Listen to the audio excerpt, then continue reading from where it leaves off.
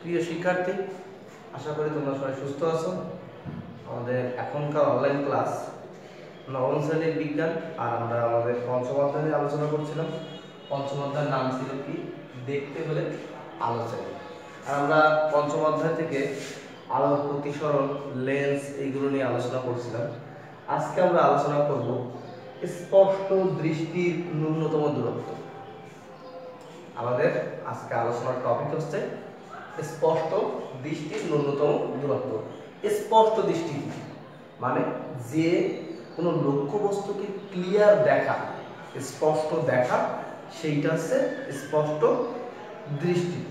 আর দূরত্ব বলতে মানে কোন দূরত্ব, চোখ থেকে কতটুকু দূরত্বে একটা লক্ষ্য বস্তু ক্লিয়ার দেখা যায়, সেটা হচ্ছে স্পষ্ট। আর এখানে আছে ন্যূনতম, মানে এটা যদি আমার চোখ হয়, এই চোখ থেকে কতটা ন্যূনতম দূরত্বে আমি লক্ষ্য বস্তু স্পষ্ট দেখতে পাবো। মানে এরকম জায়গায় আমি স্পষ্ট দেখতে পাবো, এটা ন্যূনতম দূরত্ব। মানে আমি যদি তোমাকে এখানে বলি, আমি ডিটেলসে যাওয়ার আগে, এইটা যদি আমার চোখ হয়, এই ধরে নিলাম চোখের দূরত্ব এখান থেকে শুরু, আর এই তো অসীম দূরত্ব, এগুলো সব অসীম দূরত্ব। অসীমকে আমরা ইনফিনিটিভ বলি, এস অসীম দূরত্ব। এখন এই চোখ থেকে এরকম জায়গায় আমি লক্ষ্যবস্তু স্পষ্ট দেখতে পাই, এরকম জায়গায় লক্ষ্যবস্তু আমি স্পষ্ট দেখতে পাই।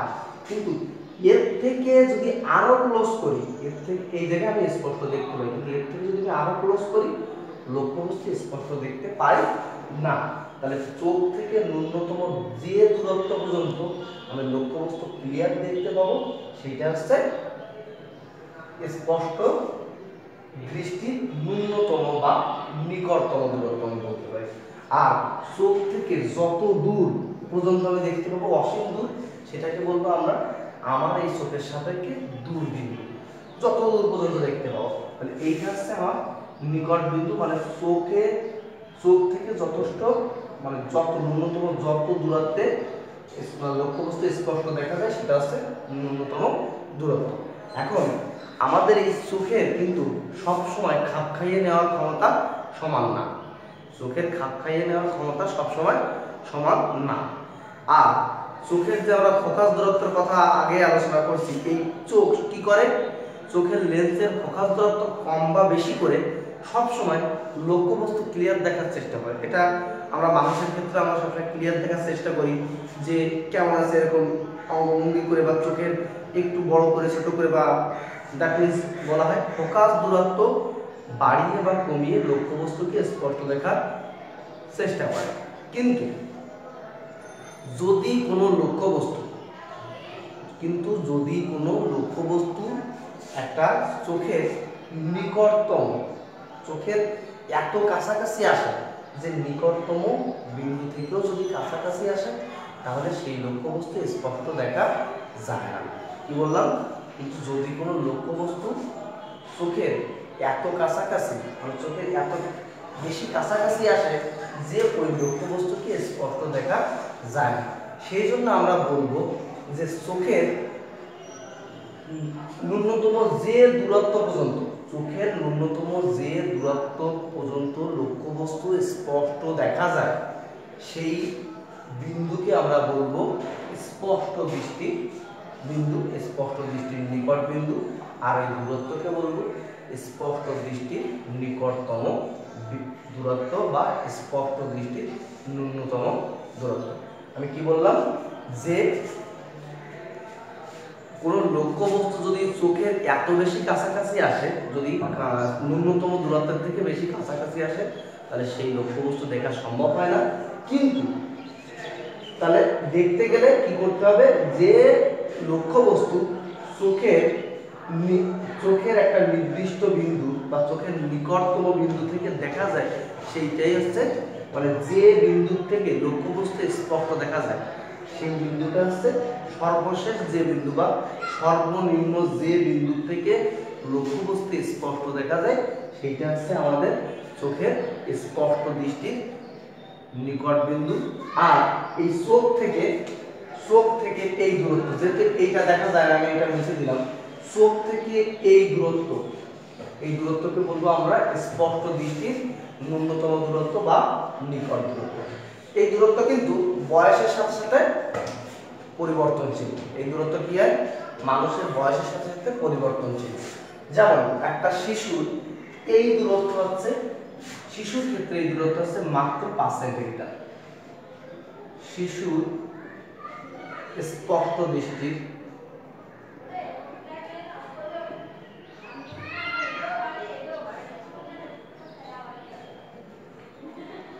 ন্যূনতম দূরত্ব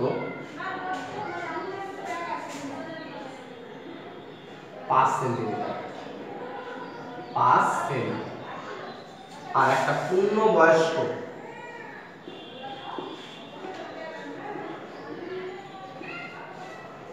মানুষের স্পষ্ট দৃষ্টির ন্যূনতম দূরত্ব আছে 25 সেমি। তাহলে একজন পূর্ণবয়স্ক মানুষের চোখের, মনে করো আমার কথা আমি বিবেচনা করি, আমার চোখের যদি 25 সেন্টিমিটার, এখান থেকে যদি 25 সেন্টিমিটারের থেকেও কম, 25 সেন্টিমিটার দূরত্ব থেকেও যদি কম কোনো জায়গায় আমি একটা বস্তু রাখি, সেই বস্তুটাকে আমি স্পষ্ট দেখতে পাবো না। কারণ যেহেতু আমি একটা পূর্ণবয়স্ক মানুষ এবং আমার চোখের ন্যূনতম দূরত্ব হচ্ছে 25 সেন্টিমিটার, তাহলে কমপক্ষে আমার চোখ থেকে 25 সেন্টিমিটার দূরে যদি আমি কোনো বস্তু রাখি বা কেউ রাখে, তাহলে সেই বস্তুটাকে আমি স্পষ্ট দেখতে পাবো। তার থেকে কম রাখলে আমি সেই বস্তুটাকে স্পষ্ট দেখতে পাবো না। আর একটা বাচ্চার ক্ষেত্রে কি হবে? তার যদি মানে বাচ্চার স্পষ্ট দর্শনের ন্যূনতম কত কম, যে তাকে যদি 5 সেন্টিমিটার, তার চোখ থেকে 5 সেন্টিমিটার দূরে কোনো বস্তু রাখা হয়, তাহলে সে দেখতে পাবে। 5 সেন্টিমিটার থেকে যদি কম হয়, তাহলে সেই বাচ্চা ওই বস্তুটা দেখতে স্পষ্ট বা ক্লিয়ার দেখতে পাবে। এটা হচ্ছে আমাদের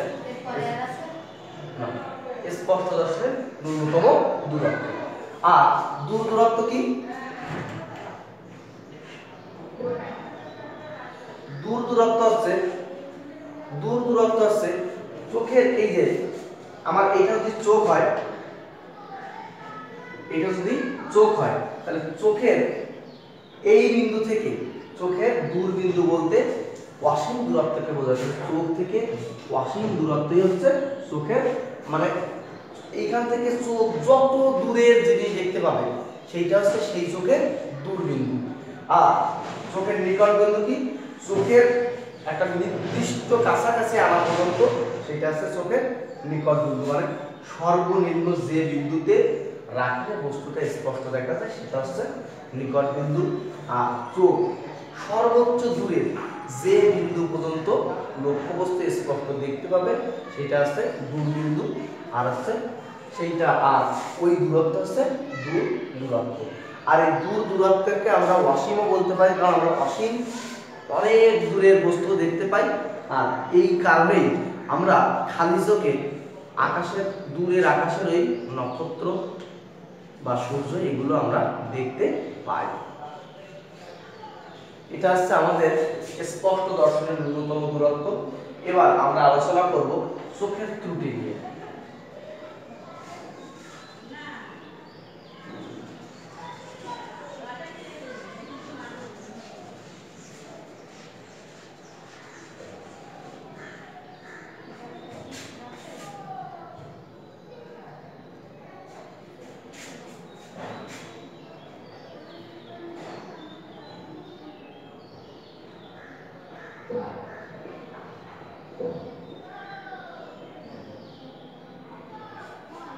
ত্রুটি বলতে আমরা কি বুঝি? সমস্যা। চোখের ত্রুটি মানে চোখের সমস্যা। আমি এইখানে চোখ আমাদের কি কাজে লাগে? দেখার কাজে লাগে, মানে দৃষ্টিপাতের জন্য আমরা চোখ ব্যবহার করি। এখন একটু আগে যেহেতু আলোচনা করলাম, চোখের দৃষ্টিপাতকে আমি দুটো ভাগে ভাগ করছি, একটা কি নিকট বিন্দু আর একটা কি দূর বিন্দু। তাহলে খেয়াল করো, এই যদি হয় আমার চোখ, এইটা যদি হয় চোখ, আর এই চোখের এইটা যদি হয় নিকট বিন্দু, ধরে নিলাম এইখান থেকে এই পর্যন্ত 25 সেমি, একটা পূর্ণবয়স্ক চোখ করলাম আমি, এইখান থেকে এই পর্যন্ত হচ্ছে 25 সেমি। তাহলে এইটা যদি হয় নিকট বিন্দু, নিকট বিন্দু, আর এইখান থেকে এই পর্যন্ত আমি ধরে নিলাম সেই অসীম দূরত্ব, এইটা যদি হয় দূরবিন্দু, দূরবিন্দু। এই একটা লক্ষ্যবস্তু আমি একটা হিসাব করলাম, এই একটা লক্ষ্যবস্তু হিসাব করলাম। তাহলে একটা সুস্থ স্বাভাবিক চোখের, সুস্থ স্বাভাবিক চোখের নিকট বিন্দু এইটা আর দূরবিন্দু এইটা। সুস্থ স্বাভাবিক পূর্ণবয়স্ক চোখের নিকট বিন্দু হবে 25 সেন্টিমিটার আর দূরবিন্দু হবে অসীম, মানে যত দূর দেখা যায় সেটা। তাহলে এই নিকট বিন্দু আর দূরবিন্দুর মাঝখানে যে বস্তু থাকবে সুস্থ স্বাভাবিক চোখের সেই বস্তু দেখা উচিত না, অবশ্যই সেই বস্তু দেখতে, অবশ্যই সেই বস্তু দেখতে পাবে। তাহলে কি আছে, একটা সুস্থ স্বাভাবিক চোখ এর নিকট বিন্দু আর দূরবিন্দুর মাঝখানে যে বস্তু থাকুক না কেন, যে বস্তু থাকুক না কেন সেটা স্পষ্ট সে দেখতে পাবে। আমি এই অনেকগুলো বস্তু মনে করো রাখলাম।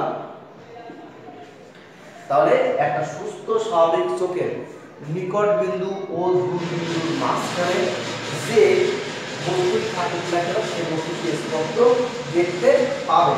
আর যদি দেখতে না পায় তাহলে ওই চোখের কি আছে, সমস্যা বা ত্রুটি আছে। তাহলে এইখান থেকে আমরা কি বুঝতেছি, যে চোখের ত্রুটিটা প্রধানত কিসের উপর ডিপেন্ড করে, নিকট বিন্দু আর দূরবিন্দু। কারণ এই নিকট বিন্দু যদি ঝামেলা হয় তাহলে চোখ কি করবে, এই নিকট বিন্দু ঝামেলা হলে চোখ তার নির্দিষ্ট দূরত্ব থেকেও কম দূরত্বে দেখতে পাবে, সেটা স্বাভাবিক চোখের ধর্ম বা বৈশিষ্ট্য না। আবার যদি দূরবিন্দুর সমস্যা হয় তাহলে চোখটা যত দূরে দেখার কথা ছিল তার তত দূরে না থেকে দেখা হলো এই পর্যন্ত বস্তু সে দেখতে পাবে, কিন্তু দেখা গেল সে এই বস্তুর বাইরে ওই দিকের বস্তু আর দেখতে পাচ্ছে না। তার মানে সে তার দূরবিন্দুতে সমস্যা। আর দেখা যাচ্ছে যে সে এই 25 সেন্টিমিটারের আরো ক্লোজে এইখানে কোনো বস্তু আছে সেটা দেখতে পাচ্ছে, তার মানে সেটা তার নিকট বিন্দুর সমস্যা। আর এই দুটো প্রধান সমস্যার উপর ভিত্তি করে চোখের আরো টুকটাক অনেক ত্রুটি আছে, কিন্তু চোখের ত্রুটিকে দুটি ভাগে ভাগ করা হয়। একটা আছে নিকট বিন্দুর উপর ভিত্তি করে এক ভাগে ভাগ করা হয়, আর একটা আছে দূরবিন্দুর উপর ভিত্তি করে এক ভাগে ভাগ করা হয়। তাহলে এই চোখের প্রধান ত্রুটি দুটি হচ্ছে, একটা হচ্ছে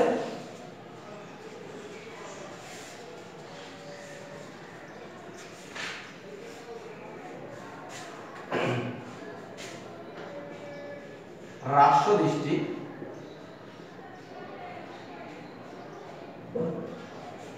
বা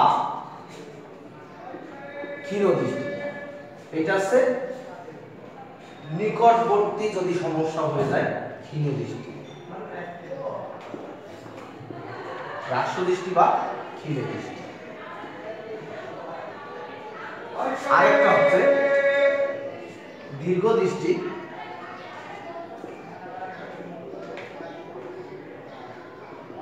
বা দূরদৃষ্টি।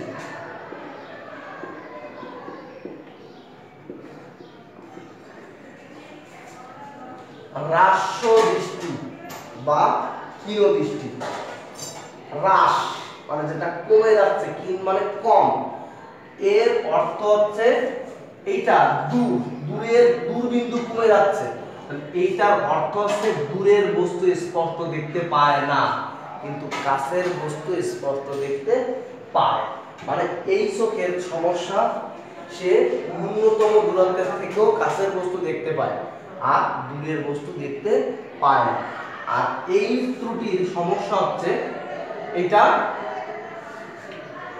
দূরের বস্তু দেখতে পায় কিন্তু কাছের বস্তু দেখতে পায় না, এইটা হচ্ছে এইটার প্রবলেম। দীর্ঘ দৃষ্টি মানে দূরবিন্দু যতটা একটা স্বাভাবিক চোখের যতটা দেখার কথা ছিল বা দেখতে পায় স্বাভাবিক চোখ তার থেকেও দূরের বস্তু দেখতে পায় কিন্তু সে কাছের বস্তু স্পষ্ট দেখতে পায় না। এখন আমরা একটু হ্রাস্য দৃষ্টি নিয়ে আলোচনা করি। হ্রাস্য দৃষ্টির কায়দা হচ্ছে কি? হ্রাস্য দৃষ্টির কায়দা হচ্ছে এটা কাছের বস্তু স্পষ্ট দেখতে পায় কিন্তু দূরের বস্তু স্পষ্ট দেখতে পায় না। এই ক্ষেত্রে মূলত আমরা জানি চোখের ভিতরে যে লেন্স থাকে সেই লেন্সটা কিন্তু উত্তল লেন্স। আর উত্তল লেন্স দেখতে কেমন? পেটটা মোটা, দুই মাথা সরু। এবার এইটা যদি আমাদের চোখ হয় আর এর ভিতরে যদি এইটা লেন্স হয়, এই চোখের ত্রুটিটা মূলত এরকম আসে। লক্ষ্যবস্তু থেকে আলোক রশ্মি আসলো, আসার পরে এইটা হচ্ছে আমাদের সেই রেটিনা, কিন্তু এইখানে রেটিনায় মিলিত না হয়ে স্বাভাবিক চোখ কিন্তু মিলিত হয় এরকম, রেটিনায় মিলিত হয়। কিন্তু যেহেতু এই চোখটা ত্রুটিপূর্ণ, এই জন্য এইটা আর নিকট বস্তু দেখতে পায় স্পষ্ট, তাই এই চোখটা মূলত কাহিনী ঘটে এরকম। এরা রেটিনারের সামনে মিলিত হয়। এরা মূলত কোথায় মিলিত হয়? রেটিনার হচ্ছে কোথায়? এই যে রেটিনা, আর এরা মিলিত হচ্ছে এই। তার মানে এদের কি হয়? ফোকাস দূরত্ব কমে যায়। কারণ এই যে রেটিনায় যেখানে মিলিত হবে সেখান থেকে এইখানে যদি একটা লক্ষ্য বস্তু হয় তাহলে ফোকাস দূরত্ব কি হলো? কমে গেল। তার মানে দূরের বস্তু স্পষ্ট দেখতে পেল না। কিন্তু যদি এইখানে না মিলিত, এইখানে মিলিত হতো তাহলে কি? বর্তমান ফোকাস দূরত্ব আছে এইটুকু, আর যদি এইখানে মিলিত হতো তাহলে ফোকাস দূরত্ব কত? এইটুকু। তাহলে ফোকাস দূরত্ব কমে যাচ্ছে বলে দূরের বস্তু স্পষ্ট দেখতে পায় না। এখন কথা, এই চোখের তাহলে ত্রুটির কারণ কি? ফোকাস দূরত্ব কমে যায়, অক্ষিগোলকের ব্যাসার্ধ বেড়ে যায়। আরেকটা, অভিসারী শক্তি বৃদ্ধি পেলে। অভিসারী শক্তি বৃদ্ধি পেলে, ফোকাস দূরত্ব কমে গেলে আর অক্ষিগোলকের ব্যাসার্ধ বৃদ্ধি পেলে এই হ্রাস্য ত্রুটি দেখা যায়।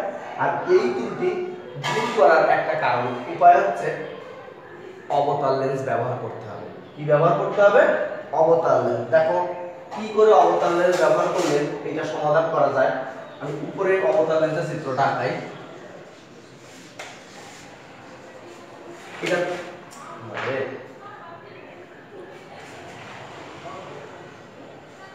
এটা আমার ত্রুটিপূর্ণ চোখ। আর অবতার লেন্সের যদি ক্ষেত্রে ব্যবহার করি তাহলে এইটা যদি হয় আমার চোখ, আর এইটা হচ্ছে চোখের লেন্স। আর এই অবতার লেন্স মানে আমি চশমার কথা বলতেছি। আমার নিজেরও ক্ষীণ দৃষ্টি মানে হ্রাস্য দৃষ্টির প্রবলেম আছে, এই জন্য আমার চশমা অবতার লেন্স।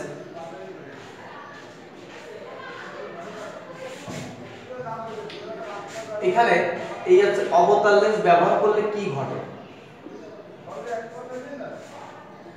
এই ত্রুটি দূর করতে গেলে অবতার লেন্স ব্যবহার করব। অবতার লেন্স ব্যবহার করলে লক্ষ্যবস্তু থেকে যে আলোক রশ্মিটা আসে সেই আলোক রশ্মিটা এই অবতার লেন্স আরেকটু অপসারী করে মানে বড় করে দেয়। দেখো এইখানে আলোক রশ্মিটা আসলে এই চোখে যখন পড়ে তখন এইটা এই আলোক রশ্মিকে সংকুচিত করে দেয়। সংকুচিত করে দিলে এরা যদি এইখান থেকে আলোক রশ্মিটা প্রসারিত করত, যদি আলোক রশ্মিটা স্বাভাবিক চোখ প্রসারিত করতে এইখানে আসতো তখন এটা এরকম জায়গায় মিলিত হতো, এরকম জায়গায় মিলিত হতো। কিন্তু আসলে সেটা আলোক রশ্মিটা এইখানে এসে সংকুচিত করে দেয়, তার মানে এটা মিলিত হয় এরকম জায়গায় মিলিত হয়।